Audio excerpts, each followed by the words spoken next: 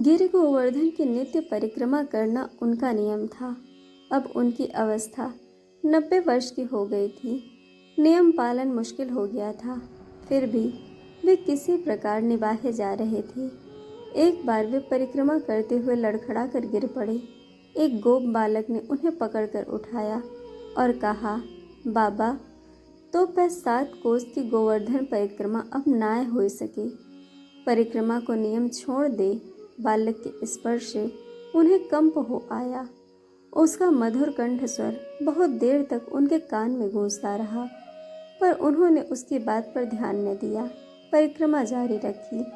एक बार फिर वे परिक्रमा मार्ग पर गिर पड़े। दैव योग से वही बालक फिर सामने आया। उन्हें उठाते हुए बोला, बाबा, तो बूढ़े है गए हुए, ताऊ माने नाय परिक्रमा किए बिना। ठाकुर प्रेम ते रीझे, परिश्रम ते नाय। फिर वे बाबा परिक्रमा करते रहे, पर वे एक संकट में पड़ गए। बालक की मधुर मूर्ति उनके हृदय में गड़कर रह गई। उसकी स्नेहमयी चितवन उनसे भुलाई नहीं जा रही थी।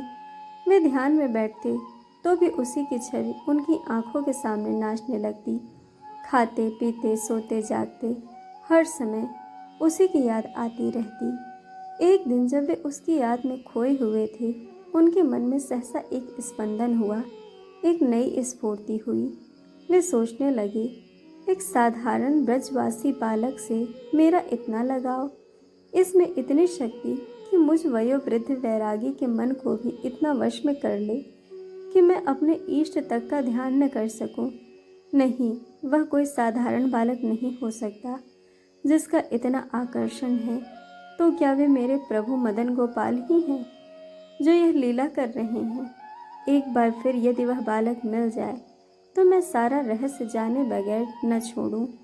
संयोगवश एक दिन परिक्रमा करते समय वह मिल गया। फिर परिक्रमा का नियम छोड़ देने का वही आग्रह करना शुरू किया।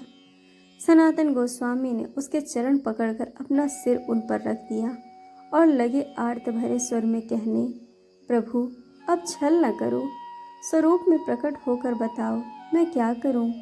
गिरिराज मेरे प्राण हैं। गिरिराज परिक्रमा मेरे प्राणों की संजीवनी है। प्राण रहते इसे कैसे छोड़ दूं? भक्त वत्सल प्रभु सनातन गोस्वामी की निष्ठा देखकर प्रसन्न हुए, पर परिक्रमा में उनका कष्ट देखकर वे दुखी हुए बिना भी न रह सके। उन्हें भक्त का कष्ट दूर करना था, उसके नियम की भी रक्षा करनी थी, और इसका उपाय करने में देरी भी क्या करनी थी।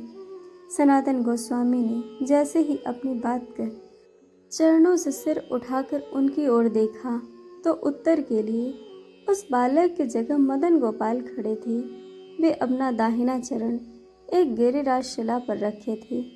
उनके मुखार विंद पर मधुर स्मृति थी, नेत्रों में करुणा छलक रही थी। वे कह रहे थे, सनातन, तुम्हारा कष्ट मुझसे नहीं देखा जाता। तुम गिरिराज परिक्रमा का अपना नियम नहीं छोड़ना चाहते, तो इस गिरिराज शिला की परिक्रमा कर लिया करो। इस पर मेरा चरण चिन्ह अंकित है। इसकी परिक्रमा करने से तुम्हारी गिरिराज परिक्रमा पूरी हो जाया करेगी। इतना कहकर मदन गोपाल अंतर्ध्यान हो गए। सनातन गोस्वामी मदन गोपाल चरणांकित उस शिला को भक्तिपूर्वक सिर पर रखकर अपनी कुटिया में गए, उनका अभिषेक किया और नित्य उसकी परिक्रमा करने लगे। आज भी मदन गोपाल के चरण चिन्ह युक्त वह शिला वृंदावन में श्री राधा दामोदर के मंदिर में विद्यमान है। ऐसी मान्यता है कि राधा दामोदर मंदिर के 4 परिक्रमा लगाने पर गिरिराज गोवर्धन परिक्रमा का फल मिल जाता है। आज भी कार्तिक सेवा में श्रद्धालु बड़े भाव से मंदिर की परिक्रमा करते हैं।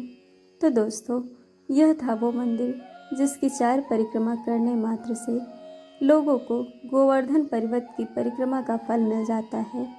दोस्तों, कहानी आपको कैसी लगी यह हमें कमेंट करके ज़रूर बताइएगा, और चैनल को सब्सक्राइब, वीडियो को लाइक शेयर करना बिल्कुल मत भूलिएगा। वीडियो देखने के लिए आप सभी का बहुत बहुत धन्यवाद। जल्द मिलेंगे एक और नई कहानी के साथ।